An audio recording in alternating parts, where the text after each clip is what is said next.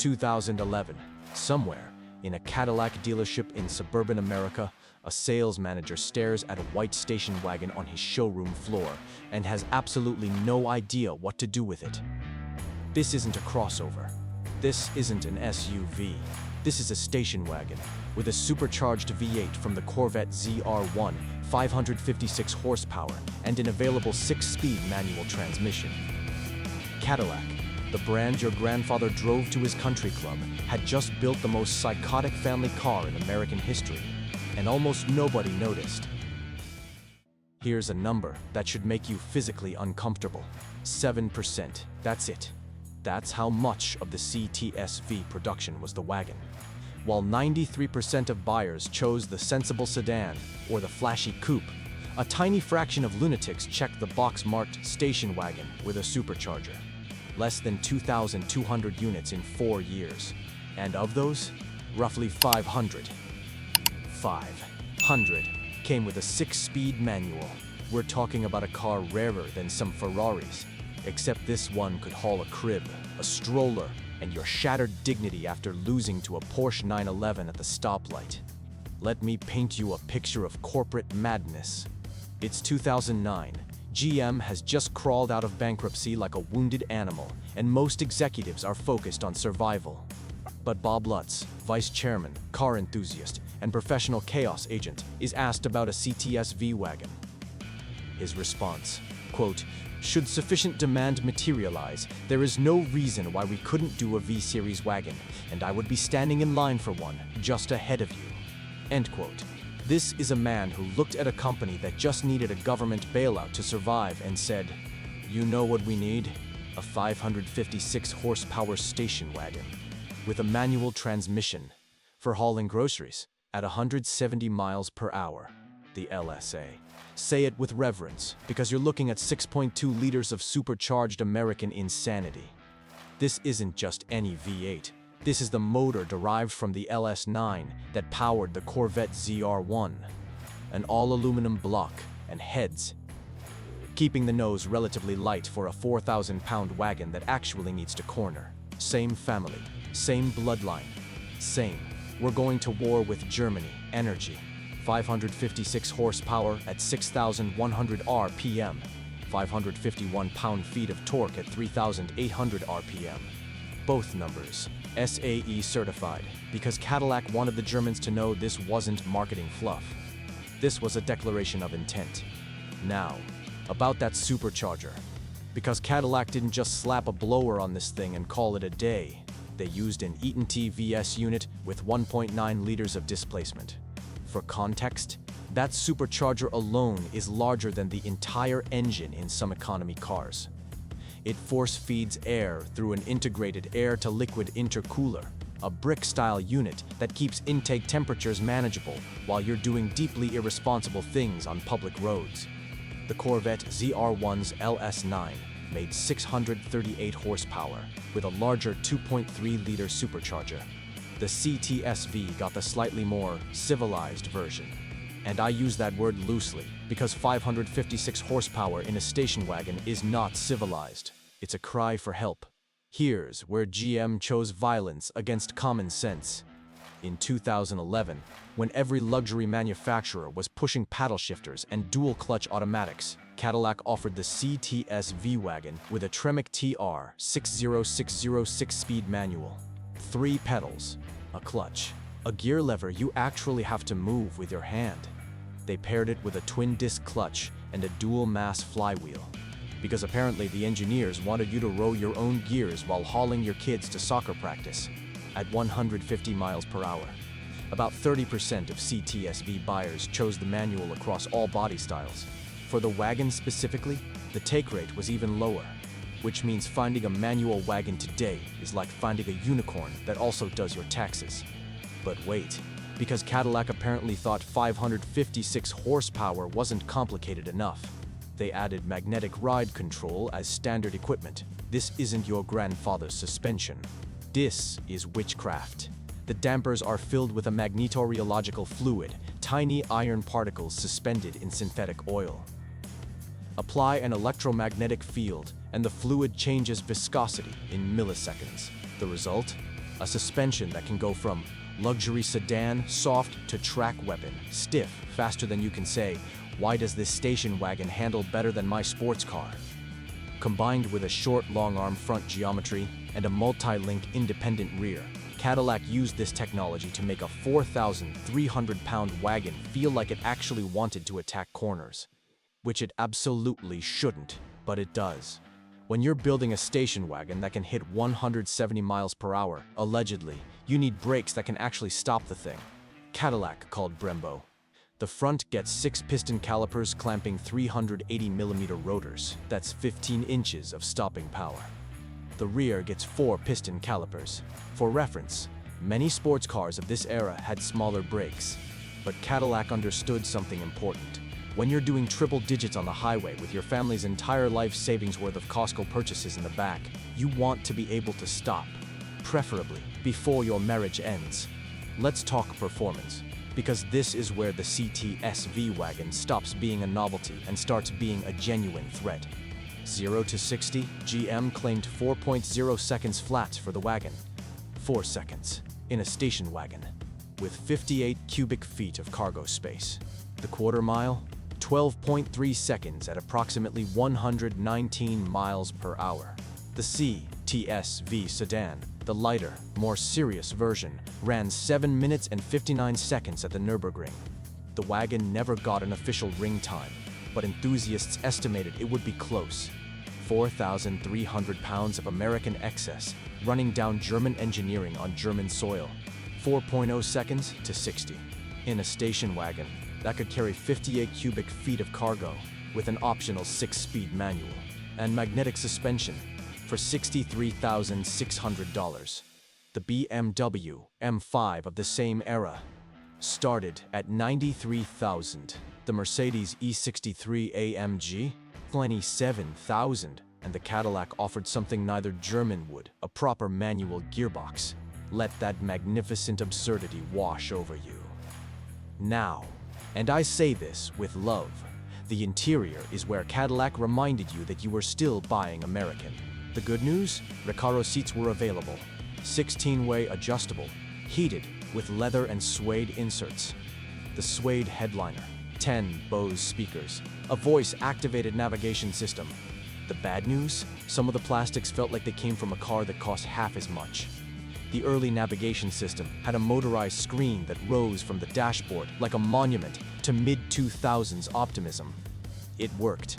Usually, period reviews noted that while the seats were excellent and the materials and key touchpoints were premium, the overall interior quality didn't quite match the $90,000 Germans. But here's the thing, you just saved $30,000. Buy better plastics yourself. Let's talk about who the CTS-V wagon was supposed to fight and why it dominated anyway. The BMW M5 F10 arrived in 2012 with 560 horsepower. Impressive, but it was sedan only in America. No wagon, no estate, no shooting brake, nothing. Mercedes offered the E63 AMG wagon starting in 2012, but it was rare, significantly more expensive, and completely ignored the manual transmission demographic. The Audi RS6 Avant, Europeans only. Americans could only look at pictures and weep, which meant the CTS-V wagon was essentially a category of one, a 5.6 horsepower station wagon with a manual transmission that you could actually buy at an American dealership for $30,000 less than the Germans charged for less car. Here's where the math gets absolutely insulting to European manufacturers. The 2014 CTS-V wagon started at $63,600. The BMW M5, $93,000 plus. That's a $30,000 difference. $30,000. For that money, you could buy the Cadillac, pocket the savings, and still have enough left over for a decent used Miata as a second car. Or, and hear me out, you could buy the Cadillac, spend the savings on modifications, and build something that would make the M5 owners question their life choices. Either way, Cadillac was offering more horsepower, more torque, more cargo space, and a manual transmission option for $30,000 less than the competition. The value proposition wasn't just good, it was offensive. And here's where Cadillac completely fumbled the ball. They built one of the most compelling performance cars of the decade, and then apparently forgot to tell anyone it existed. The marketing budget for the CTS-V wagon was, let's be generous and call it modest. Dealerships didn't want to stock them because wagons don't sell. The advertising focused on the sedan and coupe. The wagon was treated like an embarrassing relative that GM hoped would just quietly disappear, which it did. Less than 2,200 units in 4 years.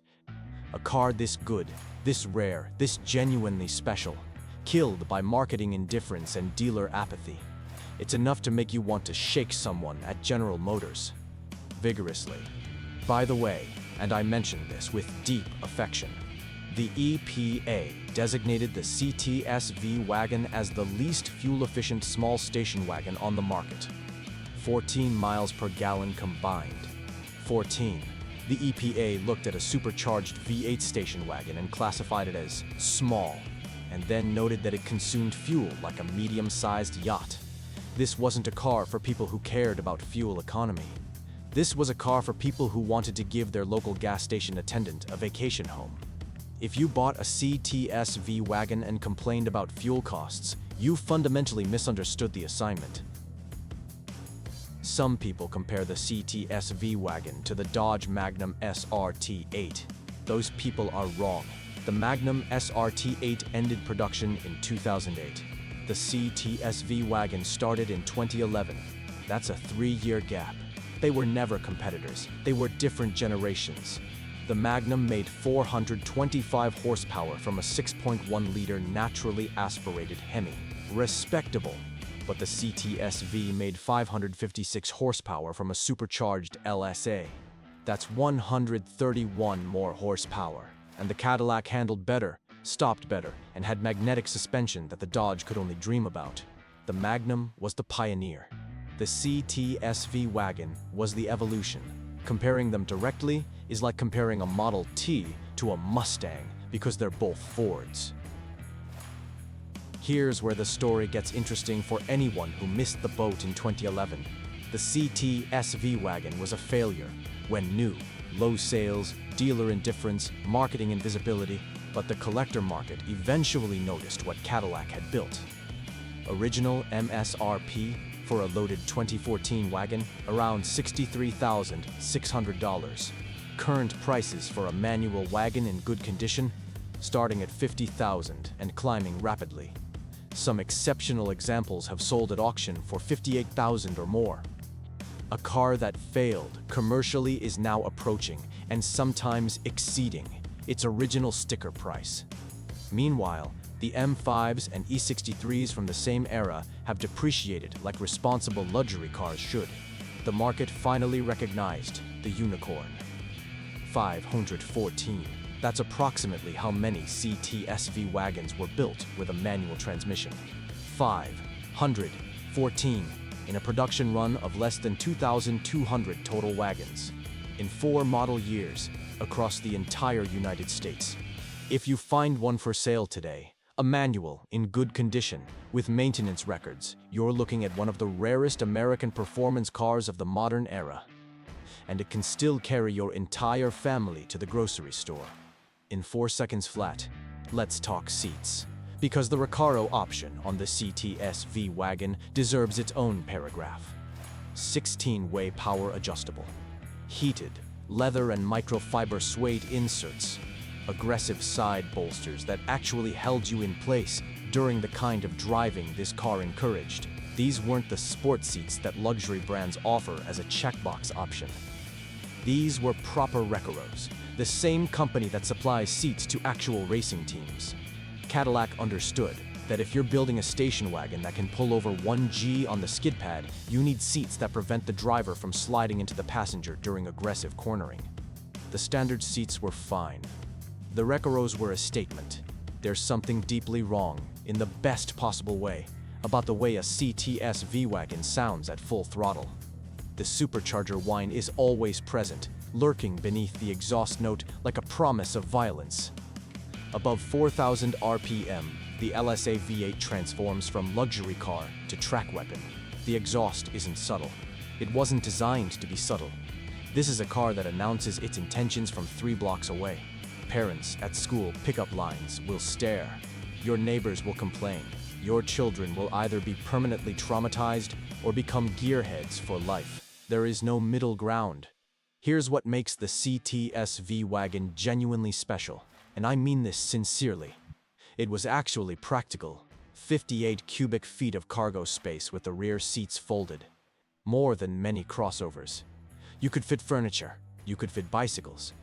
You could fit your entire life when you inevitably got transferred to another city because you spent too much time at the drag strip. The wagon body wasn't a compromise. It was the whole point. 556 horsepower that could also function as actual transportation.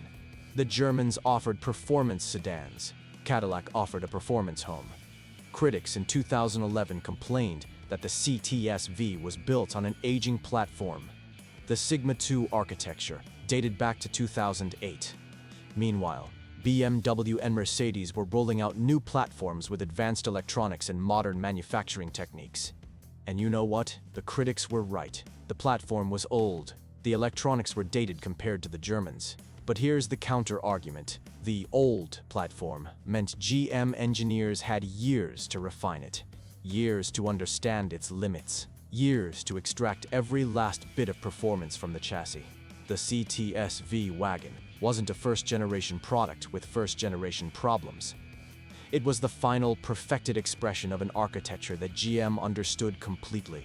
Sometimes old means proven. What did the Germans do when Cadillac unleashed a 556 horsepower station wagon on America? Mostly nothing. BMW kept the M5 touring in Europe, where Americans couldn't buy it. Mercedes brought the E63 AMG wagon to America in 2012, but charged significantly more and never offered a manual. Audi kept the RS6 Avant exclusively for European customers. The German strategy appeared to be, let the American have the manual wagon market and focus on margins. And you know what? It worked for them. The CTS-V wagon didn't lose to German engineering. It lost to German marketing budgets and American corporate indifference. There's a reason the CTS-V wagon became a cult car after production ended. Enthusiasts recognized what mainstream buyers missed. This was possibly the last American performance station wagon with a manual transmission, ever. The market had moved to crossovers, the regulations were tightening, the accountants were winning, and here was Cadillac. Conservative, country club Cadillac, offering a final middle finger to sensible automotive design. A supercharged V8, a manual gearbox, a wagon body, all in one package. The enthusiasts understood. They just didn't buy enough of them when they were new. Let's address the elephant in the room. The CTS-V wagon is the ultimate sleeper. And I mean that literally. You're in a station wagon, at the grocery store, next to minivans and crossovers. Nobody expects you to have 556 supercharged horsepower under the hood. Nobody expects you to hit 60 in 4 seconds. Nobody expects the wagon with the baby seats in the back to destroy the GTR in the next lane. That's the beauty. You look like a responsible adult making sensible transportation choices.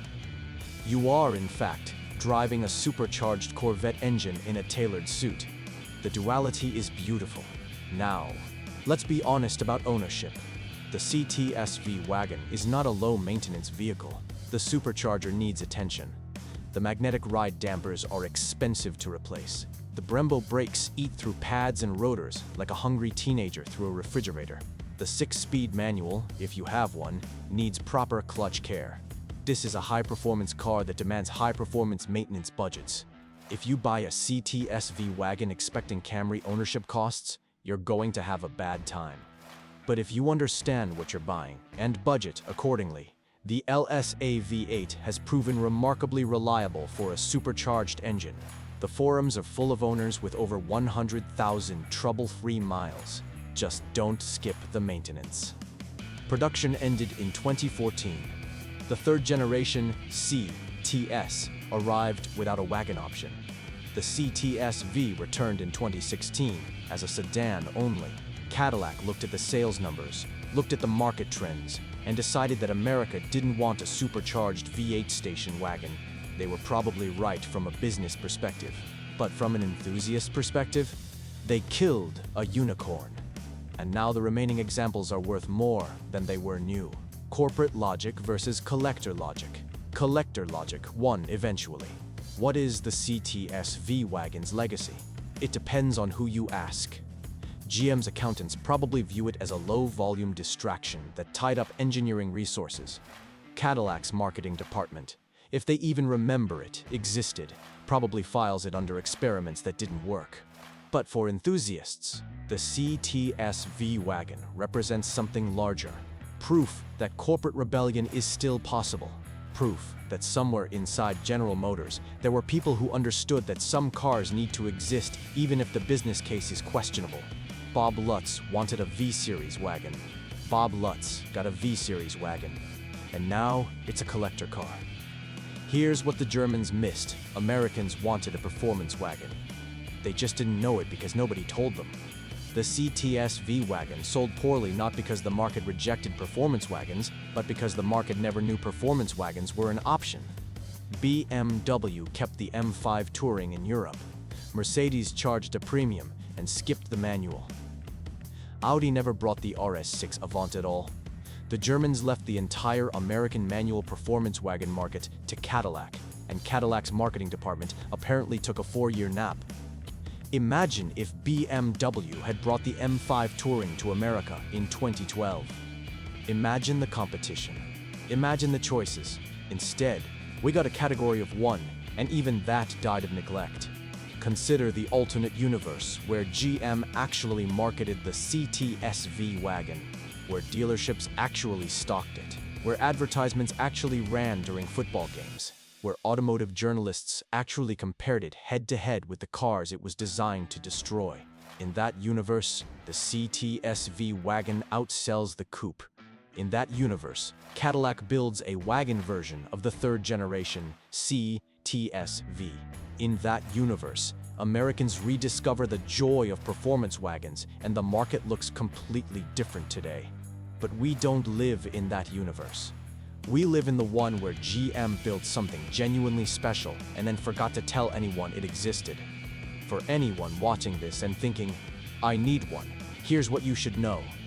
Manual wagons command significant premiums over automatics. Cars without the optional sunroof, and yes, there's a delete option, are slightly rarer and sometimes preferred by purists worried about chassis rigidity. The Recaro seats are highly desirable. Black and white were the most common colors. Find something unusual and the value increases. Check for supercharger service records. Check for magnetic ride damper condition. Check for differential wear. These cars tend to get driven hard. And budget for maintenance, because you're buying a high-performance vehicle, not a transportation appliance. After the CTS-V wagon ended in 2014, what came next? Nothing. The third-generation CTS-V arrived in 2016 with 640 horsepower, but sedan only. No wagon, no coupe, just sedan. Cadillac looked at the sales data and made the rational business decision. Then the CTS nameplate was retired entirely, replaced by the CT4 and CT5, neither of which offers a wagon body style. The Blackwing versions? Sedans. The era of the American performance wagon is, for now, over. The CTS-V wagon wasn't the last great American performance wagon. It was the last American performance wagon, period. Less than 2,200 total wagons, roughly 500 with manual transmissions, 4 model years. One of the most powerful factory station wagons ever sold in America. Priced $30,000 less than the competition. Marketed approximately never. Now worth more than original MSRP. The CTS-V wagon story is a masterclass in how to build something brilliant, sell it poorly, and watch the market correct your mistake a decade later. The CTS-V wagon represents the end of something, not just a model, an entire philosophy. The idea that a major automaker would build a 556 horsepower supercharged station wagon with an optional manual transmission and magnetic suspension for $63,000 seems almost impossible now. Emissions regulations are tighter. CAFE standards are stricter. The market has moved to electric crossovers and plug-in hybrids. The CTS-V wagon was the last gasp of an era when engineers could still build genuinely irresponsible cars for responsible adults. When the business case could be overruled by the cool case. When Bob Lutz could say, "I want a V-Series wagon," and actually get one built. The Cadillac CTS-V wagon was never a sensible purchase. The fuel economy was atrocious. The interior didn't quite match the European competition. The resale value, at least initially, was terrible. Dealerships didn't want to sell it. Marketing didn't want to promote it. The accountants probably wanted to cancel it before it even launched. But the CTS-V wagon was never about being sensible. It was about proving that somewhere inside General Motors, there were still people who understood why cars matter. People who believed that 556 horsepower belongs in a station wagon. People who thought that manual transmissions should survive. People who looked at the BMW M5 and said, "We can beat that for 30,000 less, with more trunk space." And they were right. Less than 2,200 built, roughly 500 with manuals. 0 direct competitors with a manual option. Infinite possibilities at the drag strip, the grocery store, and every road in between. The CTS-V wagon failed by every metric that General Motors cared about, and succeeded by every metric that matters to car enthusiasts. It's faster than it should be, rarer than it deserves, and more valuable than anyone predicted. The market eventually recognized the unicorn. It just took a decade. This is Car Chronicles, where station wagons hunt supercars. If you enjoyed this story of American insanity wrapped in practical packaging, and you want to fuel the next episode, consider helping us keep going with a coffee. Link to Ko-fi in the description. Now, if you want more corporate madness, check out our episode on the Corvette ZR1, the car that donated its engine to make this wagon possible. And over on Supercar Chronicles, we've covered the McLaren F1, another case where obsessive engineers built something the accountants would never approve. Links in the description. Subscribe, because next week we've got another story of automotive insanity that you won't want to miss. And the comments are open. I genuinely want to know, did you even know the CTS-V wagon existed before this video?